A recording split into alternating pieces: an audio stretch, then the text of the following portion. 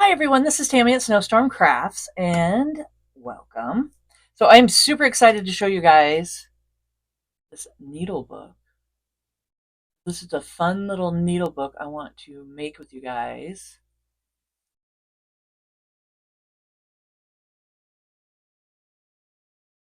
So it's just got some fun little pockets in the front. Things that we stitch. I can show you that I stitch inside like that. And this is just really fun to make. It's just super cute and it's got little charms and beads on it. And a little dangler here, love heart. So this is fussy cut out from, I don't know if I'm pronouncing the word right.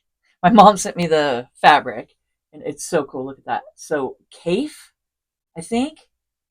I'm not quite sure. I comment down below if you know the correct spelling and stuff for it, but it's her new line and it's right here. Oh, there it is. Kaif Facet. Right there. See that right there. So Kay Facet, and it's her new line of designer fabric, and this is just so much fun. I mean, look at that. Is that really cool? So I have picked out a couple of fish here. So I got this one that I did first. It's a little bit different than the one I'm going to show you today. This is the one we do today. I show you. This is the first one I did off camera, and this one's in my Etsy shop right now. So I'll make sure to put the link below for you guys, and you can come check it out. I mean, these are just, there's so much. I'm gonna make more too, and I will put them in my Etsy shop. And it's, I mean, look at the tail. It's got like a cool, like I made like a cool goldfish tail, and I use some of my tie-dyed fabric, the back, the pockets and stuff. So it's just all tie-dyed fabric and stuff. So this is just a fun, whimsical, no pressure, slow stitch. And what I'm doing, I'm doing this one in a process video.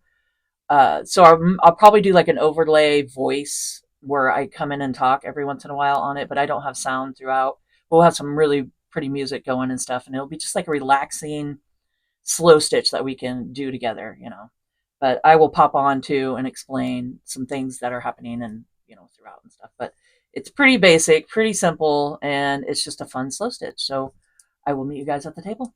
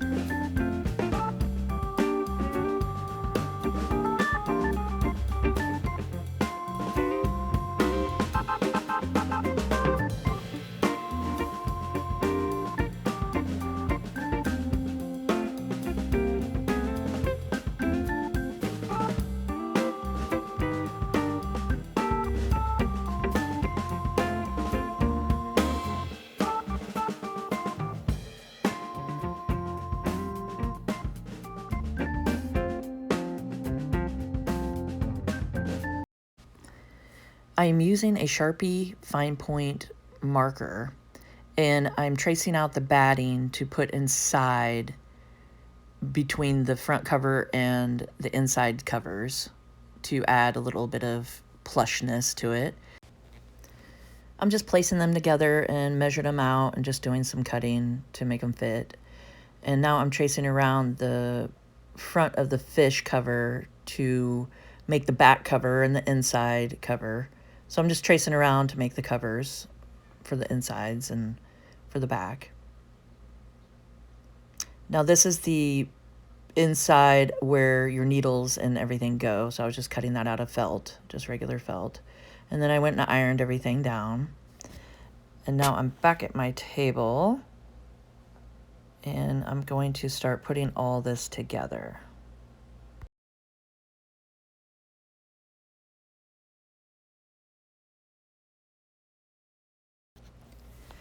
As you can see here at the bottom right there, the tie-dye is a pocket that I added to the bottom of the front cover and the back cover. So there's two pockets in this little needle book. And you just cut it around and measure it to the size of your fish and just put it all together.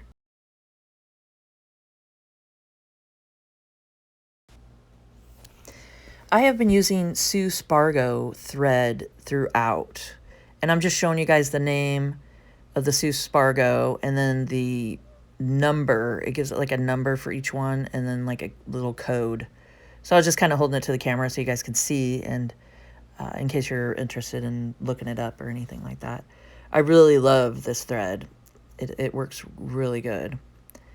And I'm just stitching around the pocket now and just going all the way around the pocket.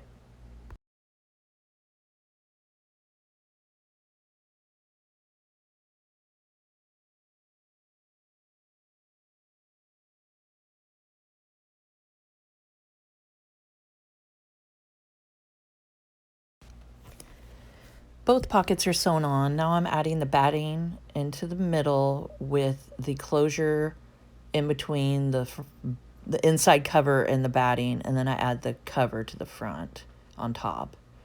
I'm just pinning it all together with my little clips, and I'm going to go ahead and do a running stitch all the way around the fish.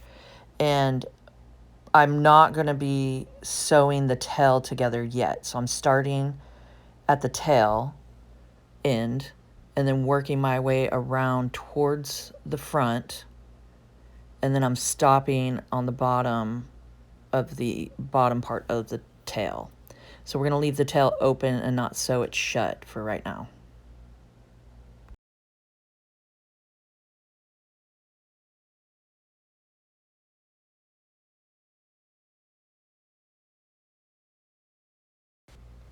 I make sure when I'm stitching the closure to make sure I'm getting a bite out of it with the thread and needle a couple times there to secure it. I'm making sure to get a couple stitches at least on the closure part because that's where it's going to be where people use it a lot, you know, what's going to get the most of the tug and wear and tear on it. So you want to make sure it's really securely stitched in there. And you can see when I come to the bottom of the tail, meeting up to the tail right there, I'm just going to go ahead and leave my thread and just let it hang. I took the needle out and I'm just letting it hang there because we'll need that again later on.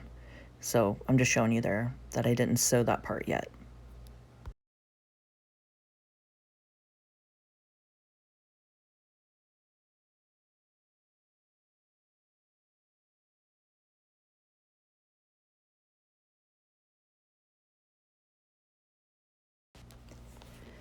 So these are the back panels for the back part of the needle book, and I'm just placing the batting in the middle right here, and I'm going to cut it because you don't need that tail part, the back part right there, hanging out too far out of the tail. So you can just do a little trim if you need to. And I just bring my little kitty dish over just to catch all my little scraps. That's pretty funny. I love that little dish.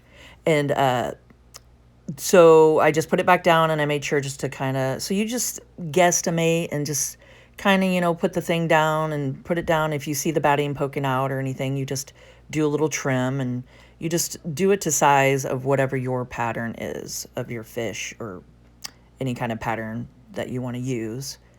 And then I'm doing the same thing as I did to the cover. I'm going to go ahead and take and this is just some ribbon that I have, and I'm going to just put it underneath the batting right there towards the inside. So I just place that maybe about an inch and a half, something like that. And then I'm just kind of measuring it to make sure that they're lined up, because when you put the journal, the little needle book together, you want to make sure that the ribbons are hitting about the same. You don't want them like one way higher than the other. So just kind of double check that. And then I just clip it down and do the same thing as I did to the cover. And I make sure I do not sew the tail shut. So that's what I'm going to do to this one too.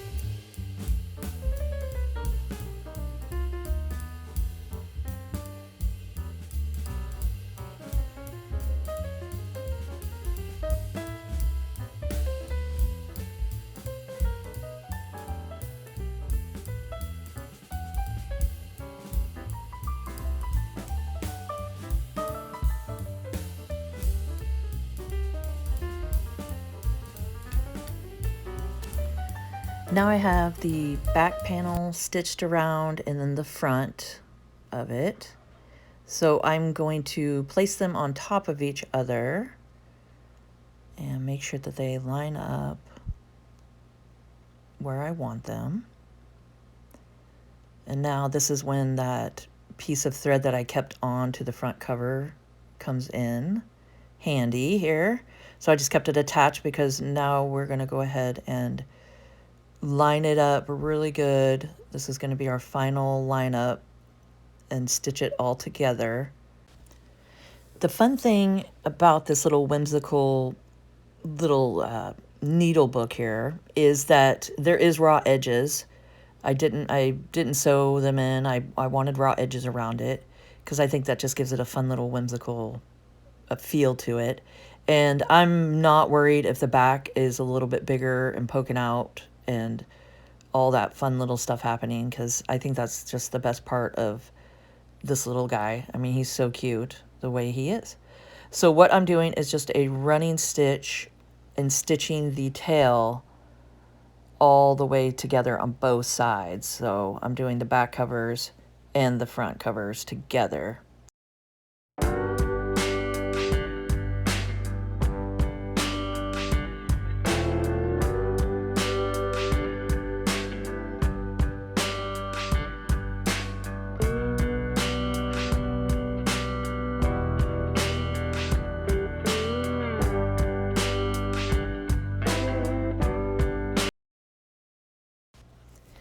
So for the tail, I'm going to take some stuffing here. It's just a poly fiber fill, and I'm putting it in between the front flap and the front cover of the inside cover flap right there of the tail. So that's where I'm just showing you where it's going to go in. It's going to fit in between those two, and we're going to stuff the front part of the tail. It just gives it a cute little plush look to it. So what I'm going to do is just try to line those up, because like I said, they don't have to be perfect, because I think that's kind of fun, whimsical part of it with the the little tail. And I'm just stitching it around and making a pocket, and I will start stuffing it with my chopstick.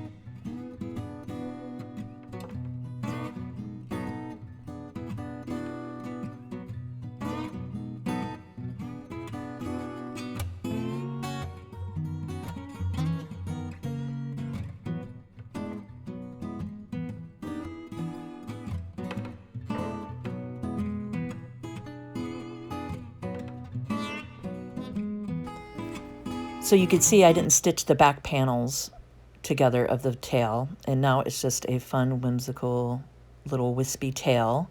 And I'm putting the beads on the closure in the front and tying a knot so it doesn't slip off. And then for the back one, I'm going to put a fun little charm with a jump ring, just a little anchor. I thought that little anchor would be fun with the fish. So I went ahead and put that one on the other little ribbon. So I'm slipping that on there first and then tying the knot. And I don't wind up tying that knot big enough so it kind of slides off. So I had to go back on there and make sure to double knot the closure so it won't, the little charm wouldn't slip off. So you just want to make sure it's big enough. Now what I'm doing here is I have some coffee dyed fabrics that I've stamped on, and then I took some coloring. I took a Crayola and colored on the stamp. So I thought that was a really fun thing to do. And I have a video showing you guys how I color on fabric with Crayolas and how to seal it on there and set it. So I'll put that down. Actually, I'll put it on the end screen. So at the end of this video, the little end screen videos that pop up, I'll make sure to put it on there so you guys can see. It's pretty fun. And I went ahead and stamped the word stitch onto the fabric. And I use permanent ink when I'm stamping. So I went ahead and did that. And I'm keeping them really frayed and fun, just raw edges. And I will be sewing them on the top parts of my felt signature that we'll be adding into the whimsical fish journal little needle book. And so I'm just getting everything cut out and ready to do that with.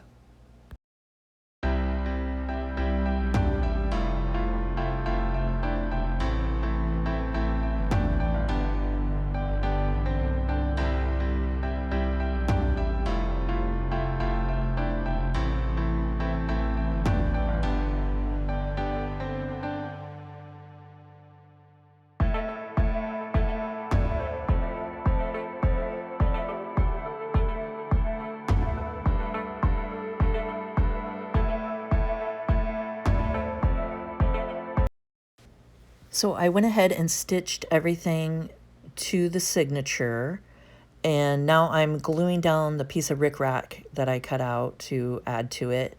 And when I sewed the buttons on the front part of that, you could see the threads right there sticking out. So I'm covering it up with this decorative rickrack.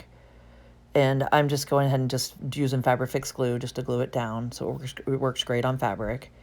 And once it dries, it's going to not go anywhere. So that just covers up. That's a fun little thing you can do. You can even use lace to cover up, like if you sew buttons like that to the front, and then on the back you can see the, the threads or anything you sew on. You can hide it with lace or pretty fabrics or anything like that, and just kind of glue it on if you need to.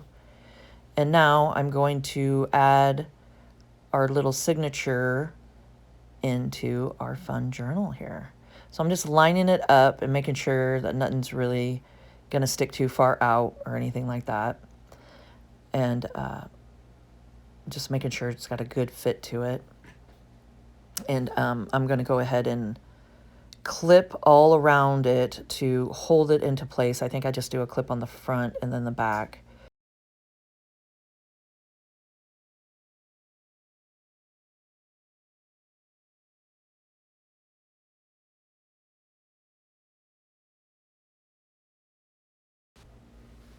So I will be binding it together with a 3-hole pamphlet stitch.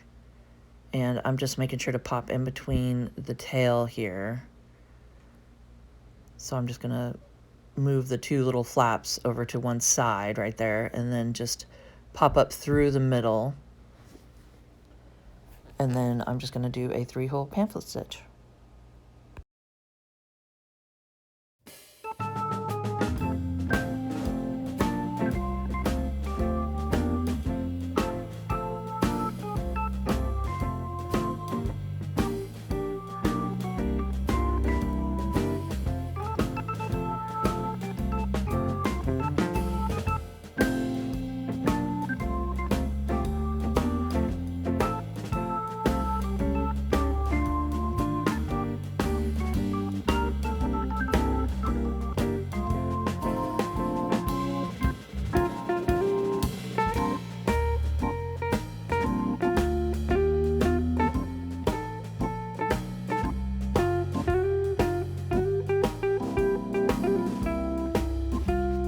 If you guys are liking this video, please hit the like button. That does help me out a lot, and it gets my video out there more for others to see how to make a fun, whimsical fish needle book.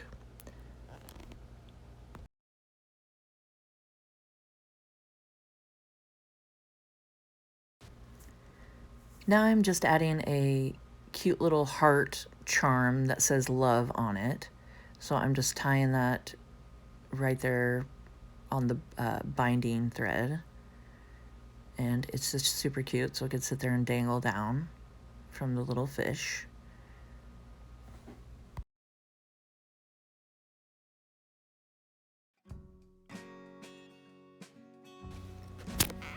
I had a lot of fun making this little whimsical fish with you guys, and I really appreciate it. And please remember to subscribe to my channel, hit the notification bell, and you guys can see my next video when I post it. Like, comment, and share, and let's grow together. And keep on crafting.